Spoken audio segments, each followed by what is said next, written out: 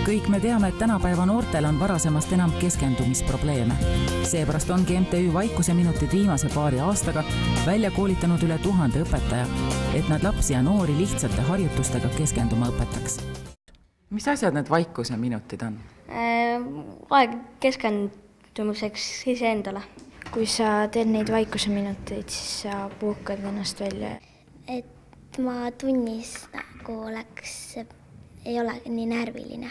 Igal täiskasvanud inimesel peaks olema see kohustus lapsele anda see tööriist, kuidas ta iseendaga hakkama saab ka sellel hetkel, kui ma ta kõrval ei ole.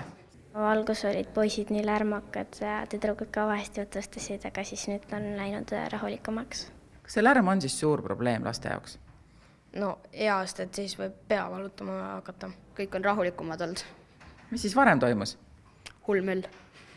Enam seda nii hullu möllu nii lihtsalt ei tule, et see eneseregulatsioon, väike nupp on juba olemas, et ta teab, et ahaa, nii, nüüd me saame vaikselt rahulikult olla ja ma saan aru, mida ma teen. Kui palju täiskasvanutel oleks vaja sellega tegeleda? Oleks hea, kui nad tegeleksid sellega. Kellele sina eelkõige soovitaks? Kindlasti vanematele.